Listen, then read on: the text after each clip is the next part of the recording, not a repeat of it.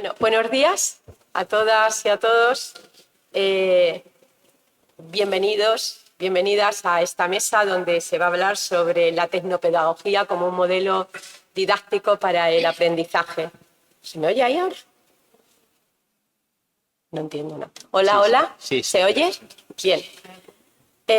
Bueno, a lo largo de todo este tiempo hemos visto cómo ha habido una gran transformación profunda, ¿no?, en los entornos educativos, no solamente porque se ha ido digitalizando todo, sino también porque se han empezado a incorporar tecnologías inteligentes que nos han hecho cambiar de rumbo muchas veces lo que estamos haciendo. Todo esto nos lleva a pensar cómo está afectando la tecnología a la pedagogía cómo está transformándose a través de esta herramienta, estos recursos tecnológicos, qué tiene que ver la ética, qué cultura está surgiendo a partir de ahora. Y bueno, nos planteamos pues, muchos tipos de preguntas, sobre todo desde la universidad, desde los que somos pedagogos. Pensamos qué tipo de docente es el que tenemos que formar para esos entornos que están surgiendo en estos momentos, cuáles son esos diseños interesantes, adaptados a ese nuevo tipo de persona que nos está viniendo al aula, a ese tipo de ciudadano que está emergiendo, y qué papel juega esa inteligencia artificial, la personalización de los aprendizajes, la robótica en todo lo que hacemos. Para ello tenemos aquí, en esta mesa, nos acompañan 4 personas, expertos, investigadores, profesores, siempre, que a lo largo de su trayectoria académica, profesional, están incorporando todos estos recursos tecnológicos en su día a día, en su aula, y con la exposición que van a realizar nos van a aportar cada uno de ellos un retazo de cuál es su investigación y de cómo esto está llevándonos a pensar de otra manera quizá. De esta manera nos acompaña, os voy a decir unas breves notas de cada uno, nos acompaña el doctor José Luis Martínez Núñez, que es director del Instituto de Ciencias de la Educación de la Universidad Politécnica de Madrid, que está especializado en la formación del profesorado y en tecnologías educativas. Dirige un grupo de innovación educativa denominado Grupo de Innovación Educativa en Docencia de Ciencia y Tecnología, es miembro de AIDIPE y sus intereses investigadores y docentes son principalmente la unión de la tecnología educativa y la formación del profesorado. Gracias, José Luis.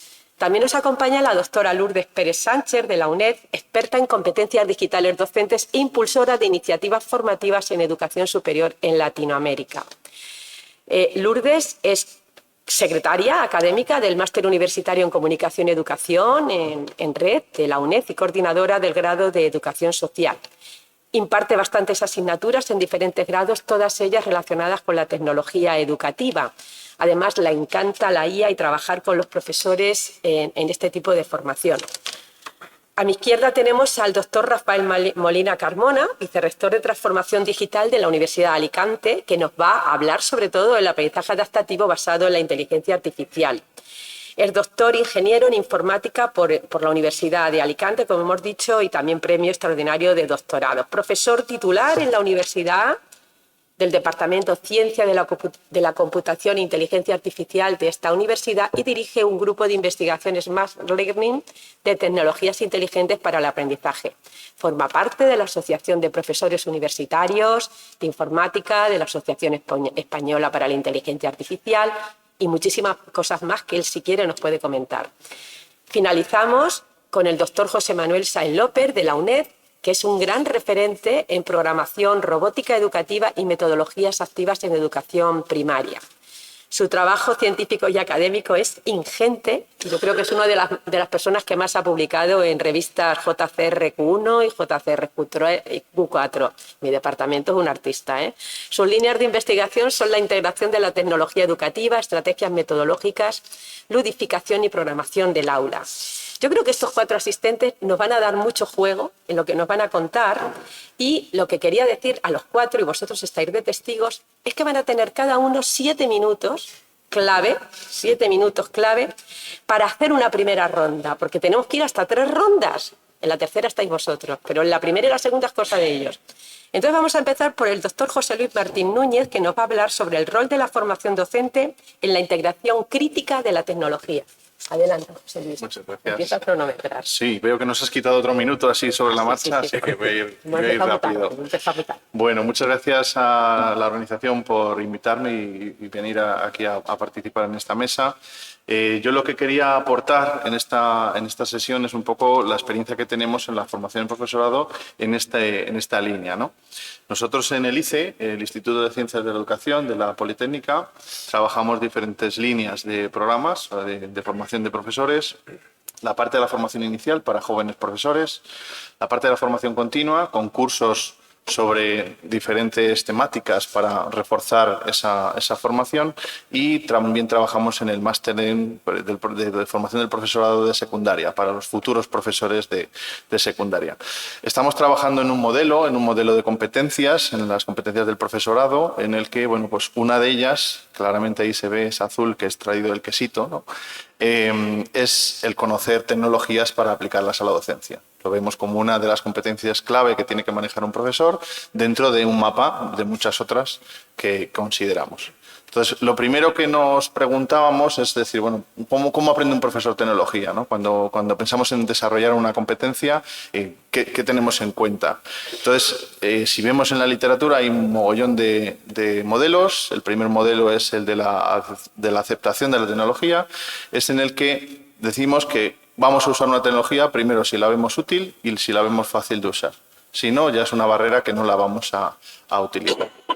Tenemos otro modelo que lo que busca es encontrar un solapamiento entre lo que sabemos de nuestras asignaturas, de nuestros temarios, lo que sabemos de cómo dar clase, conocimientos pedagógicos, y lo que sabemos de esa tecnología. Luego, ese encuentro, esa intersección entre los tres conocimientos es lo que va a determinar el cómo vamos a dar clase y cómo vamos a poder sacarle provecho a la tecnología en nuestras clases. Tenemos otro modelo que es el de redefinir, sustituir, aumentar, modificar el SAMR, que lo que busca es que un profesor no debe hacer un cambio brusco a la hora de introducir una tecnología en su clase, sino que tiene que ir poco a poco, tiene que ir metiendo poco a poco cambios, irse haciendo un poco más cómodo con ella, sentirse confiado, y que al final trate de una redefinición, de una transformación global de su docencia. Y luego, por último, también tenemos la adopción de la tecnología como tal, que obviamente pues hay gente que son más lanzados, hay algunos en los que me incluyo, que en cuanto hay una tecnología nueva nos lanzamos a probarla, vamos a ver qué es, cómo funciona y demás. Otros se van incorporando poco a poco, y luego hay una cosa que llaman el abismo, en el que si la cosa funciona, pues luego ya la empieza a aceptar más gente, van los pragmáticos, los conservadores, y al final los escépticos, los que la aceptan al final, cuando dicen, bueno, pues si todo el mundo la usa, yo también la tendré que usar, ¿no? Entonces, bueno, pues son diferentes formas de trabajar la tecnología. Pero ¿cómo evoluciona esa tecnología? Todas las que hemos integrado en la docencia.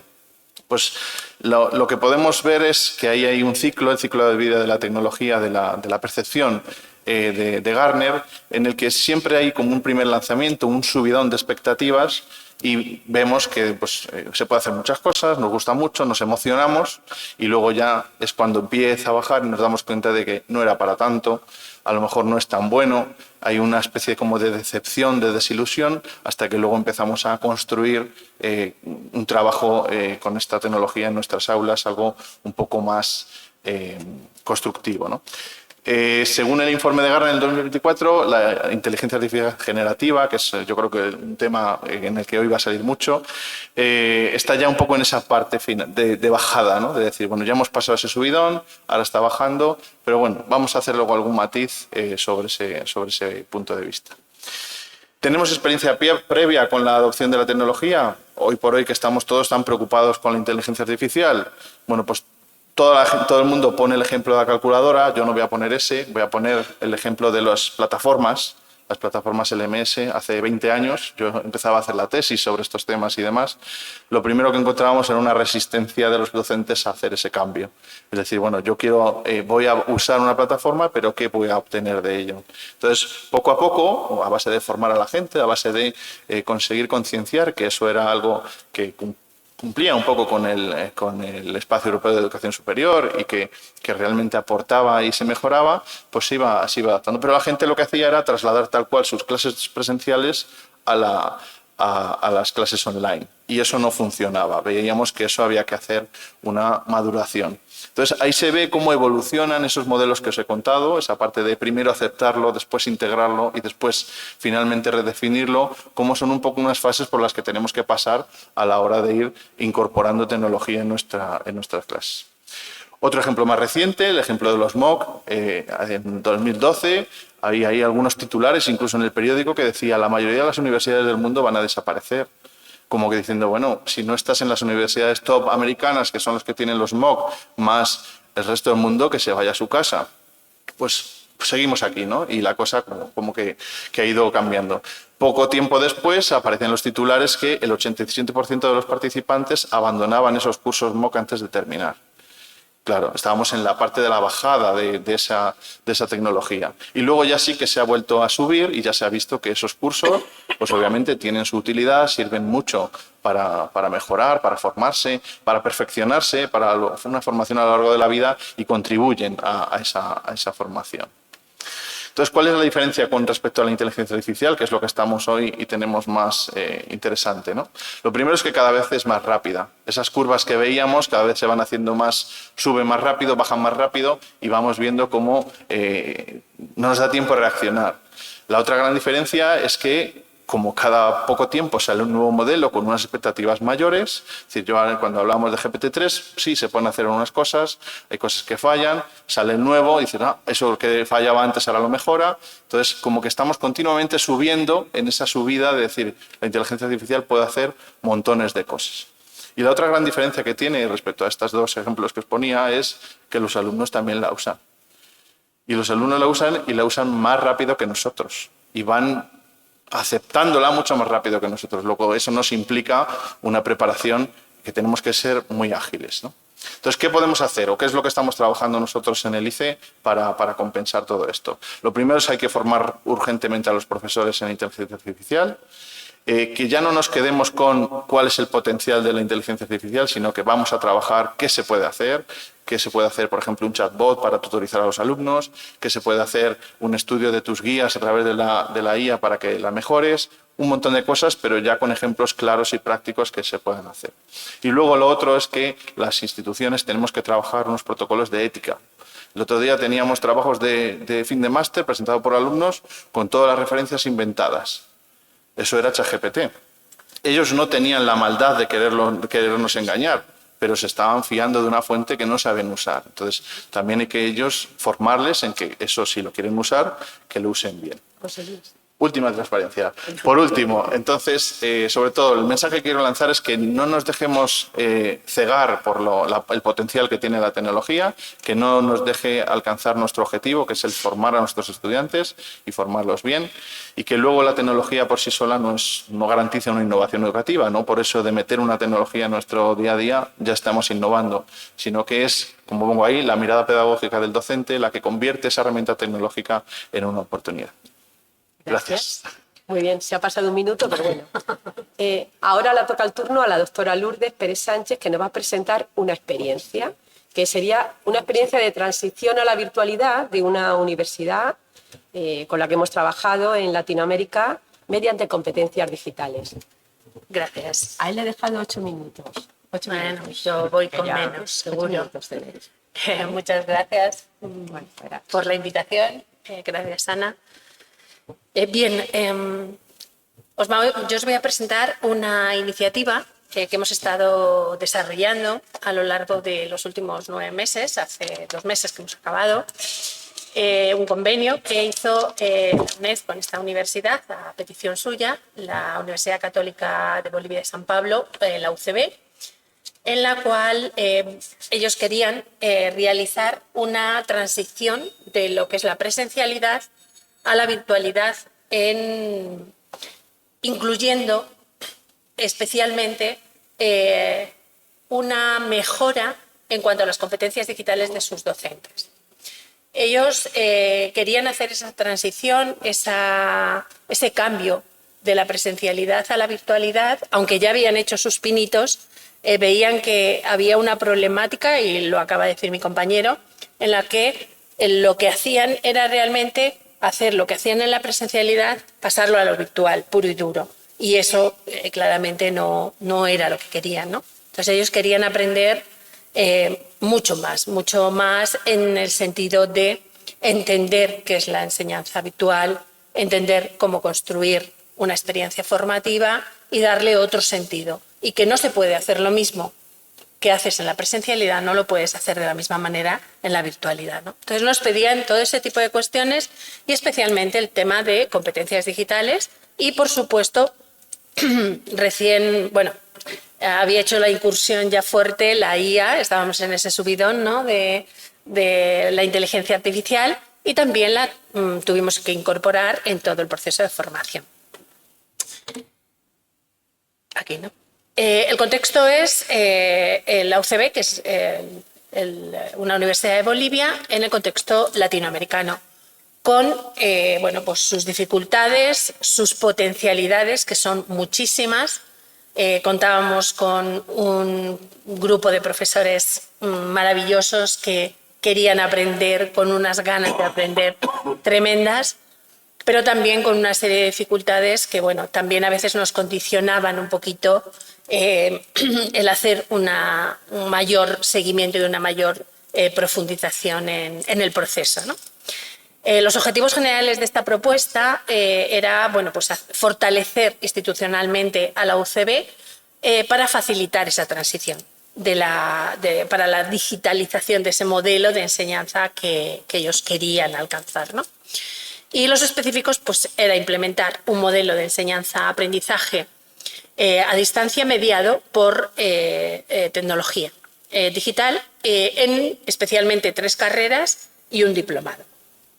Luego hablaré de ese diplomado, desarrollar competencias digitales y metodologías en la comunidad universitaria y asesorar y acompañar a esos docentes en el diseño y puesta en marcha de esos cursos.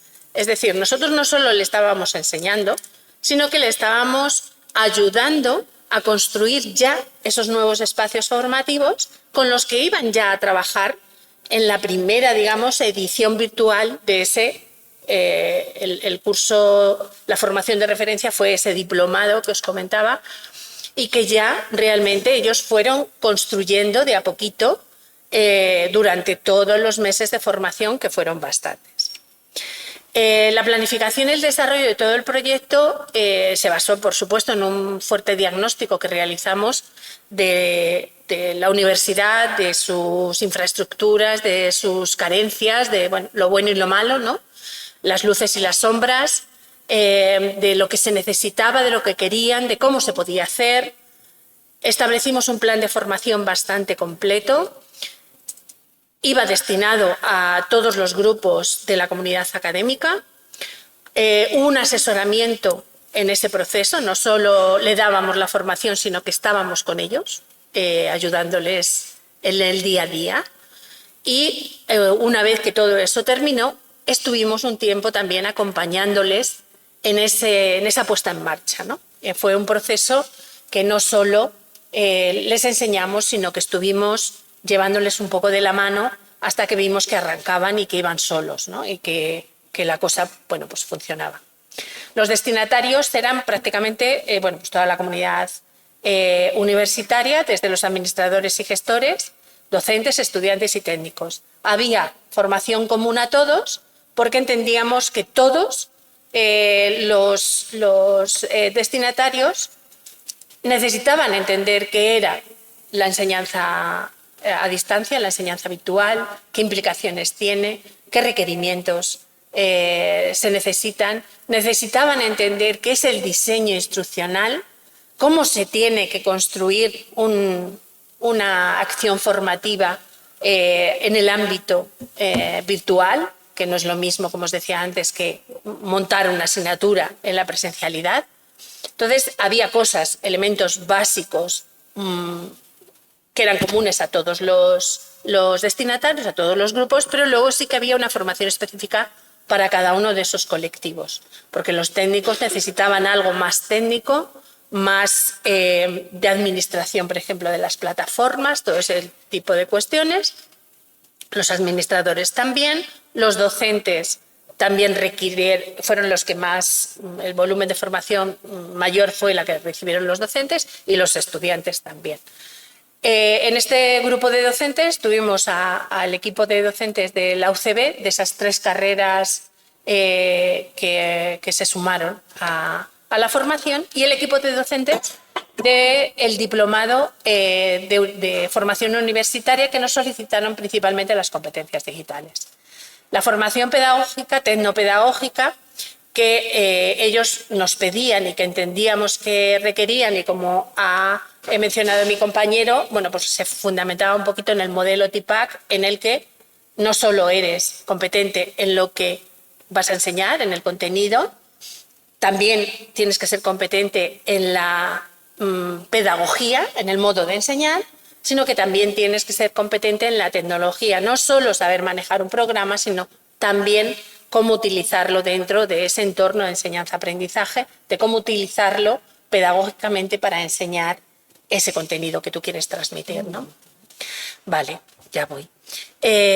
Tuvimos, por tanto, una formación bastante extensa, una formación básica, como os decía antes, para poner esa base.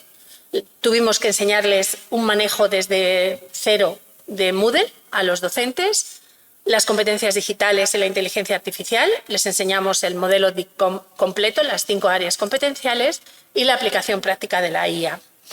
Le enseñamos también y le mostramos cómo construimos y cómo enseñamos en UNED, con la construcción de los materiales básicos, el sistema de tutorización que tenemos en UNED, que es uno de nuestros principales apoyos, y el sistema de evaluación.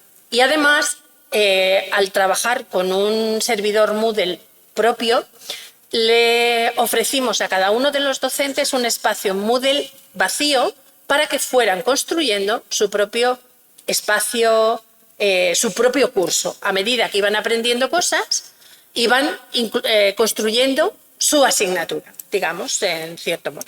¿De acuerdo? Este era ya está la última asignatura, la última diapositiva. El producto final era diseñar y construir e implementar esta primera edición del diplomado en modalidad a distancia en educación superior.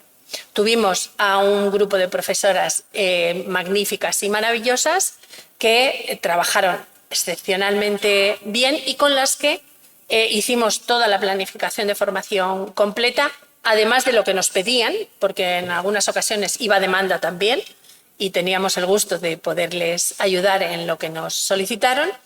Las asesorábamos y las llevamos acompañando en esa construcción, en ese montaje y en ese desarrollo de ese producto final que al fin y al cabo era ese diplomado que iban ya a arrancar en mayo o junio de este año. Seguro que luego nos puede comentar alguna cosa más. Muchas gracias, Lourdes.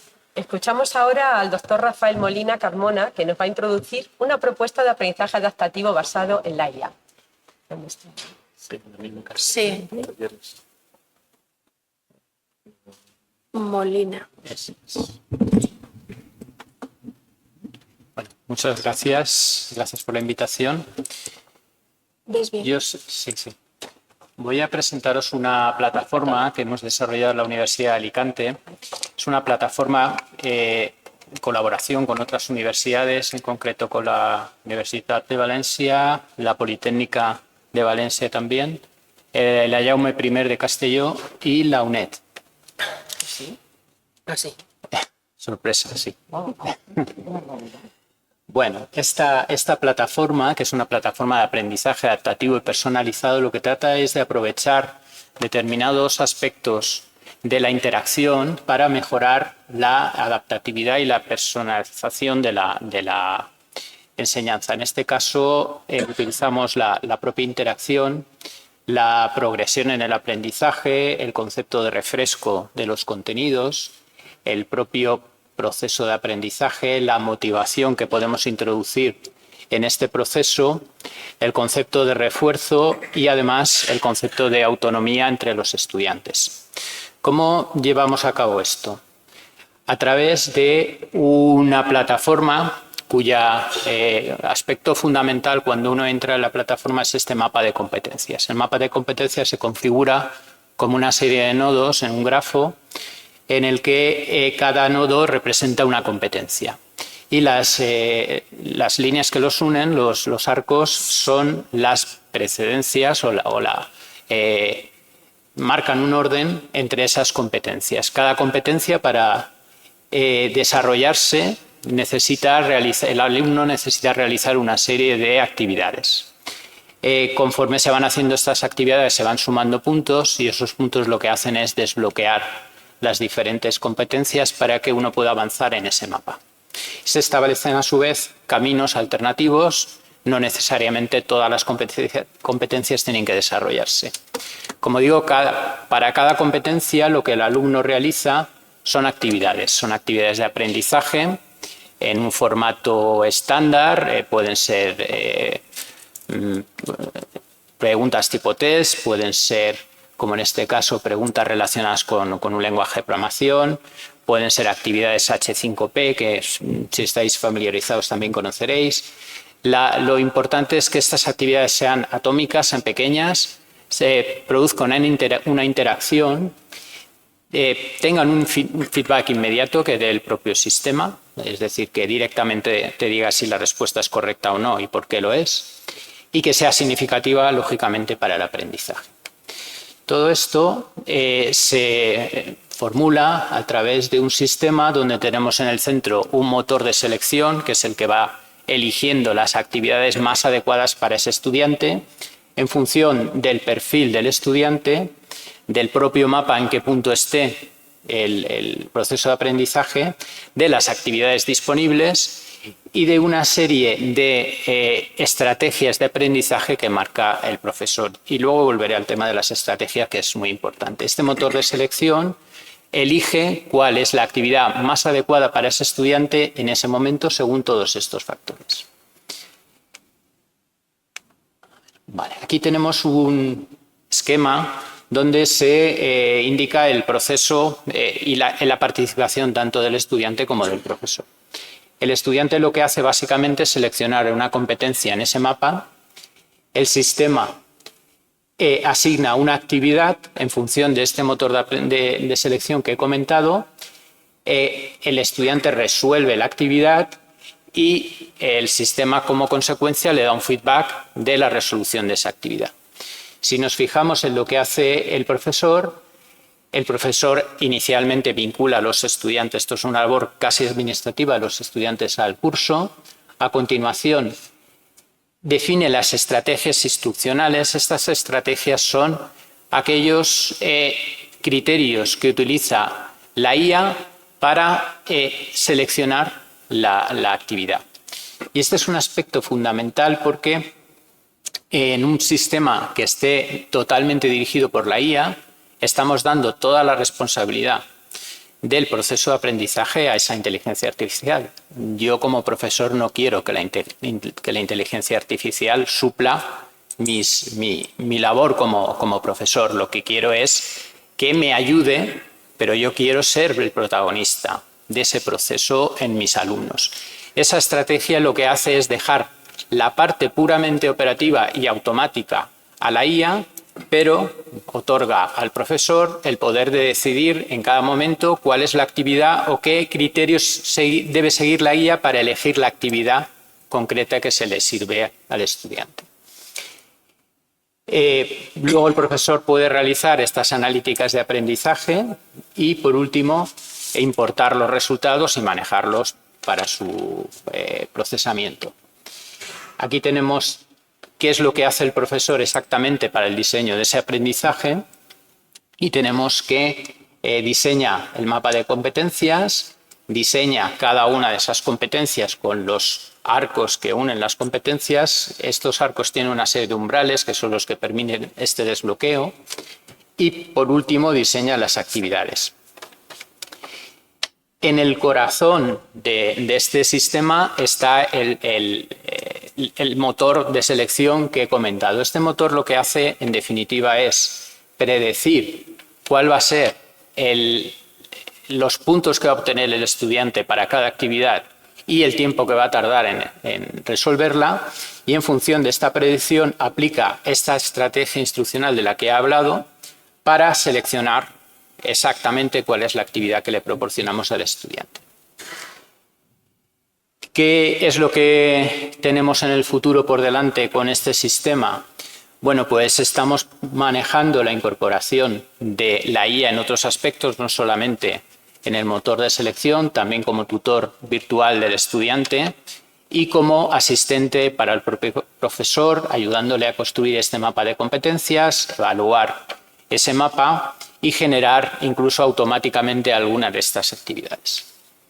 Y justamente 7 minutos. Qué Gracias. barbaridad, es increíble.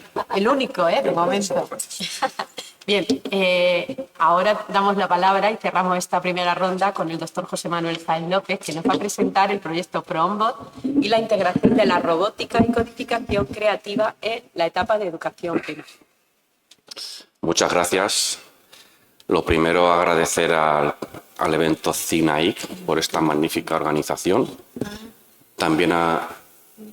¿No se oye? No, que no tienes presentación. No tengo presentación, gracias. También a esta magnífica universidad. Estoy aquí en un estado de paz. Es maravilloso esta sala. Me estoy sorprendido. Y también pues agradecer a estos compañeros. Para mí es un honor compartir mesa con ustedes y con la moderadora, que agradezco sus palabras y sabe que el sentimiento es mutuo también. Bueno, pues antes de empezar, no es que sea yo muy amigo del término tecnopedagogía, me gusta más tecnología educativa, y es el término que se suele usar más en las palabras clave, en los artículos Educational Technology, pero me parece bien, pero para mí es más preciso Educational Technology, se suele utilizar más. Luego, quiero ser breve en mi intervención porque lo que más me interesa es la interacción de ustedes al final, las preguntas, y tampoco quiero yo venir aquí a soltar mis ideas, también me gustaría interactuar con los compañeros de la mesa.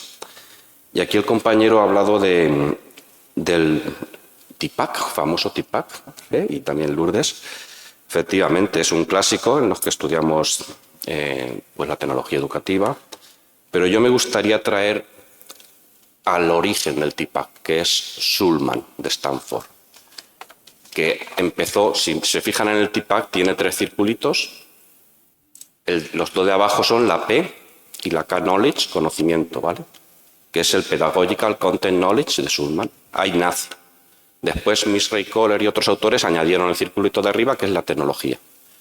Pero el origen real es el conocimiento.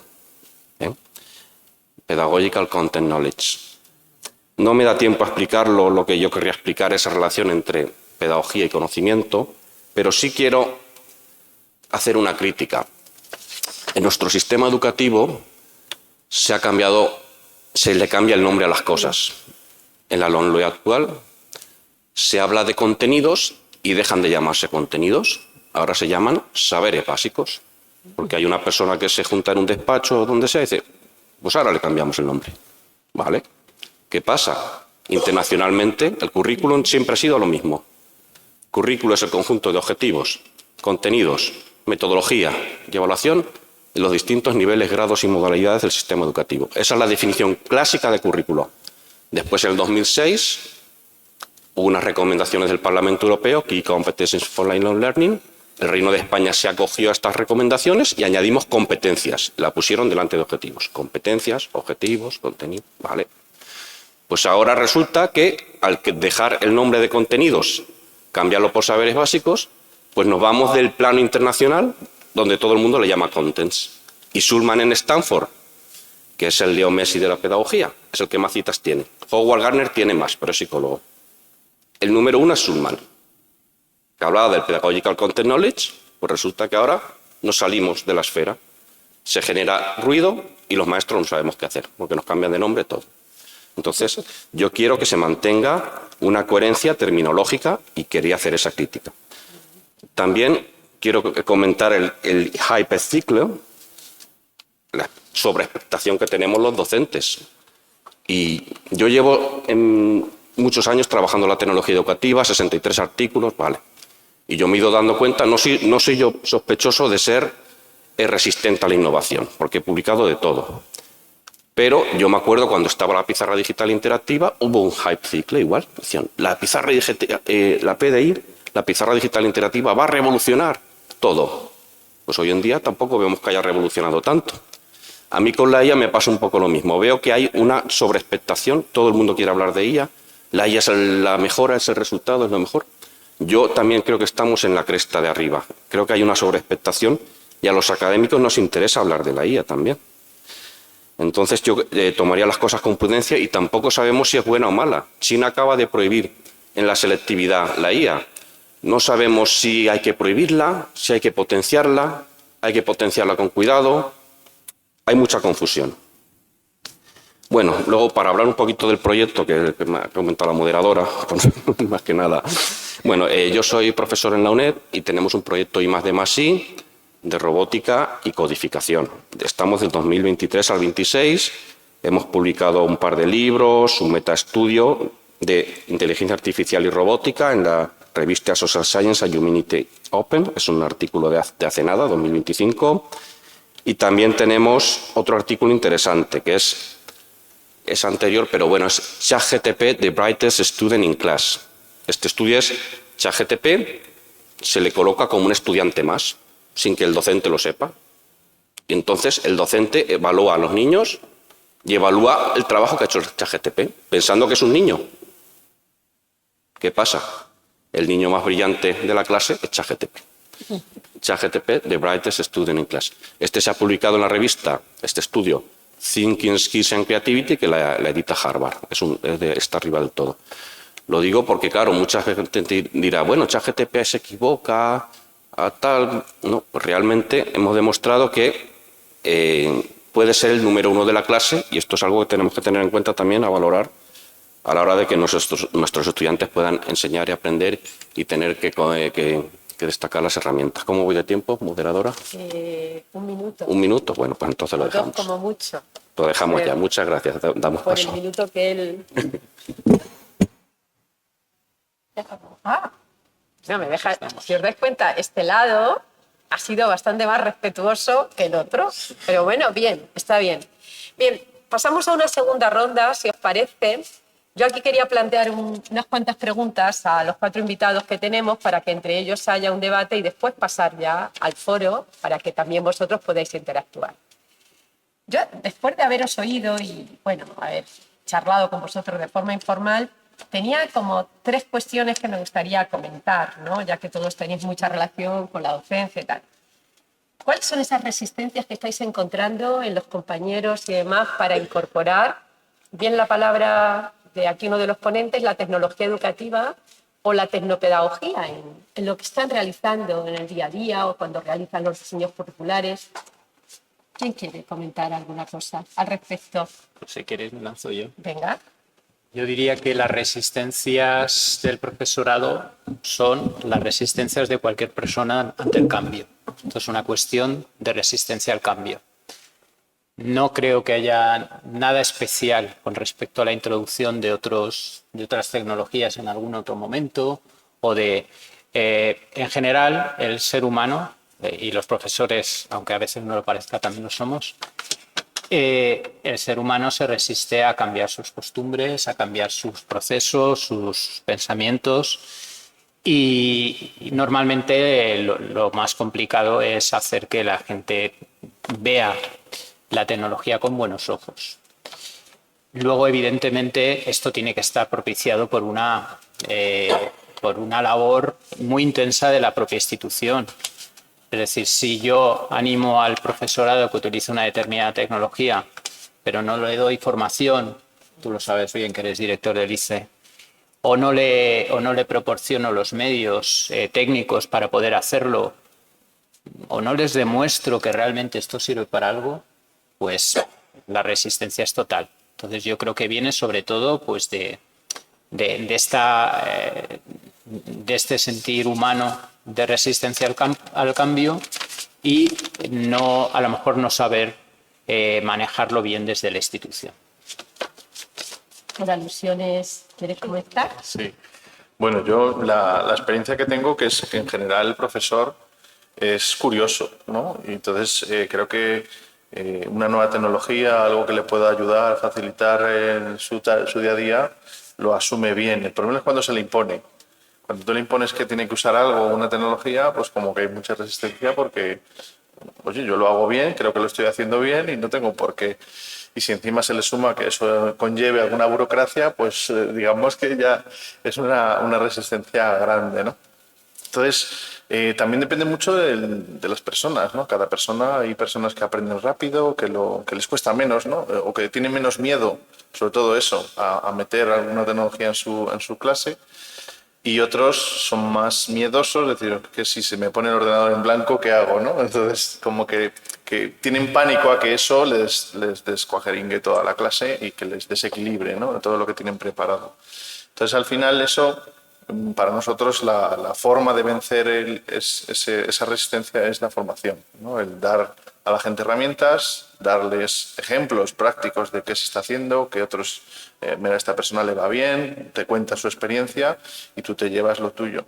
Y luego lo otro que también estamos trabajando es, por ejemplo, hace poco hicimos una reunión para comentar entre todos los profesores que están trabajando, por ejemplo, con Flipped Classroom, cuáles son sus problemáticas, porque obviamente cada uno, a lo mejor tú crees que tu modelo funciona perfectamente, pero llega otro con otra materia, con otra casuística, con otro contexto y no le funciona para nada. Entonces, hacer esos grupos de trabajo en los que la gente comparta ayuda también mucho, ¿no?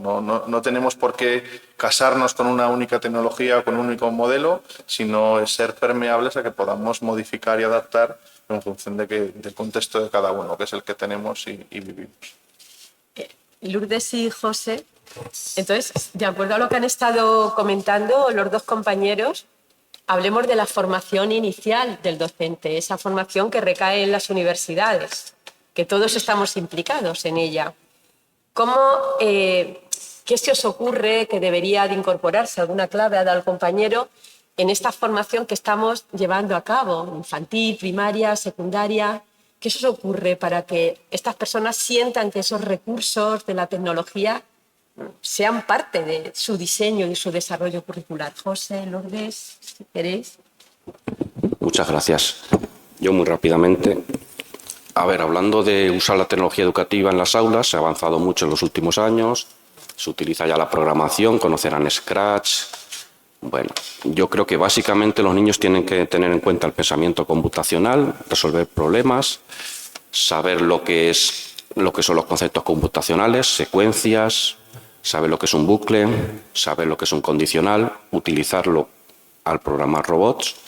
Y luego, como está de moda la IA, también saberlo cómo funciona la IA. No solamente utilizar prompts y demás, saber qué hay detrás de la IA. Y detrás de la IA está el aprendizaje automático, Machine Learning.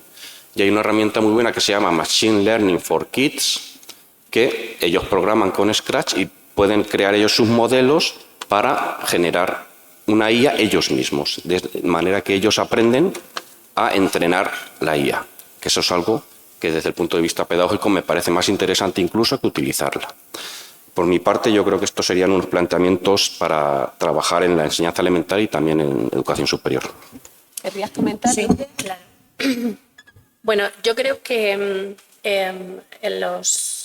cuando los estudiantes están en nuestras aulas y que van a ser, en nuestro caso, futuros profesores, el otro día hemos formado parte de un grupo de discusión. Hemos celebrado un grupo de discusión para un proyecto con la Universidad de Jaén y ellos mismos eran alumnos de diferentes carreras de educación y nos solicitaban como una enorme carencia el que necesitaban desde el minuto cero una formación en precisamente elementos que les fueran enseñando de forma bien tangencial, transversal, pero desde el curso inicial, cómo utilizar la tecnología. El tema de las competencias digitales se les escapa por todos los lados. Es decir, nos llegan a las aulas sin una chica incluso nos decía, nos tenéis que enseñar a utilizar bien Word, que me voy a lo más básico. Y eso ya me parecía tremendo, que me lo estaba diciendo una chica que estaba ya en cuarto de carrera y que lo había percibido como un lastre a lo largo de su formación y que cuando llegó a primero de carrera no sabía manejar una herramienta de ofimática que se supone que ya es algo natural en nuestra vida, ¿no? Y que ¿quién no sabe utilizar Word? Entonces nos estaban solicitando esa formación en competencias digitales. Hablábamos en esa mesa, en ese grupo de discusión, de la seguridad, de ciberseguridad y demás, ¿no? Nos centrábamos en eso. Pero se generalizó al resto. Hablaban de la búsqueda de información, bueno, de la IA no os cuento ya, el uso ético de la misma. Entonces, yo pienso que para ir subsanando todas esas carencias, que nos llegan con muchas carencias los estudiantes a los grados, tenemos que empezar de forma tangencial en todas las asignaturas a irles pidiendo e irles enseñando a cómo hacer las cosas desde el principio, desde el minuto cero. Algunas proponían incluso un curso de iniciación en esos temas antes de empezar la carrera, en el verano previo, digamos, ¿no? Para ir con cierta soltura para poder hacer ciertas cosas sin que les demorara mucho tiempo, sin que tuvieran que aprender para poder hacer una buena presentación, un buen trabajo, lo que sea, una buena investigación. Nos llegan a los TFGs sin saber investigar, sin saber hacer una buena búsqueda. Tenemos que darles talleres de búsquedas de información para que sepan dónde, cómo buscar, cómo utilizar los descriptores, cómo hacer los operadores, cómo utilizar los operadores booleanos. O sea, que llegan sin ese conocimiento, no estamos hablando de chicos de secundaria o de bachillerato, que ya deberían tener ese control, sino que estamos hablando de universitarios que ya casi están acabando la carrera y que no disponen de ese conocimiento. Entonces, creo que el tema de las competencias digitales, el tema de la IA, tiene que estar ahí presente a lo largo de toda su formación. ¿Que tiene que ser algo que esté consensuado con los equipos docentes? Pues tal vez. ¿Tiene que haber algo institucionalmente instituido? Pues también, quizás habría que ir por ese camino. Quedan unos minutos, gracias. Quedan unos minutos. Podéis plantear alguna cuestión. Adelante. Gracias por tu intervención. Esta es una pregunta un poco para todos. Los profesores tenemos un problema y es que a un cirujano nadie le dice cómo tiene que suturar y a los profesores toda la sociedad nos dice cómo tenemos que dar clase. Y hay una moda ahora de lo malo que son las pantallas. La culpa es nuestra por poner pantallas en las clases. La culpa de tantos niños con déficit de atención es porque hay que quitar todos los ordenadores de las aulas. Hay una especie de marcha atrás y todos estos profesores que ya estaban saliendo de su zona de confort y hacia la tecnología se han visto respaldados en ese, claro, si es que hay que volver al bolígrafo y papel, como si fuera una disyuntiva, ¿no? Cuando se pueden integrar todas esas metodologías. Entonces, quería saber qué opinión os merece y cómo creéis que se puede salir de este atolladero o qué responsabilidad tenemos los profesores para hacer un uso razonable y significativo que borre, digamos, esa imagen de que parece que el ordenador es el demonio, ¿no? Que se ha metido en los coles. Gracias. ¿Cualquiera de vosotros? Muchas gracias, muy interesante la pregunta. Efectivamente, vivimos unos tiempos muy complejos. Hemos visto cómo los países nórdicos quitaban las tecnologías de las aulas. Efectivamente, son tiempos donde los niños tienen una exposición muy grande a las pantallas y eso preocupa y yo creo que tienen razón. Todos los excesos son malos, pero no debemos olvidar que hemos trabajado mucho para integrar la tecnología, que es el futuro. Nuestros trabajos van a depender de ello en el futuro, de los jóvenes. Los trabajos de los jóvenes van a ser tecnológicos y deben alfabetizarse. Pero claro, efectivamente yo tengo dudas. Yo a veces me pienso que volver atrás al libro. Hay momentos en donde está bien ser analógico y momentos en los que hay que ser digital, porque el mundo es digital. Por tanto, yo creo que un enfoque mixto sería lo más acertado, esa es mi opinión personal, sin evidencia ni artículos demostrables, pero creo que es una cuestión compleja que tenemos que ver y que yo creo que como docentes hay que respaldar a los que son tecnológicos también, porque son entusiastas de la innovación. Si puedo, en Italia están prohibiendo, como dice la profe, el uso de los celulares en el aula, ¿no? Y lo que yo... Sí. Ah, sí, el móvil. O sea, Aquí también. Aquí también, sí. Ah, vale. Y digo, yo creo que la raíz del problema es el cambio del uso. Yo lo digo en mi exposición, que los chicos no tienen toda esa intuición. Ellos lo usan lúdicamente, para jugar, para perder tiempo. Hay que potenciar el uso, yo creo. Porque si no, hay una disyunción entre lo que estamos preparando o queremos prepararnos y que nosotros nos queremos formar para eso, pero claro, tenemos que ser los primeros.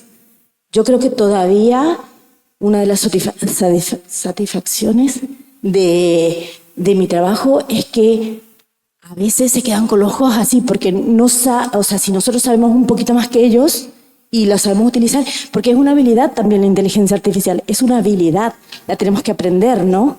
Y es un instrumento y somos nosotros los que tenemos que filtrar. No nos va a ganar. O sea, nosotros tenemos que saberlo utilizar, porque nosotros somos los que le ponemos el filtro y el que corregimos lo que ellas, una serie de datos, ¿no? La inteligencia artificial, son datos.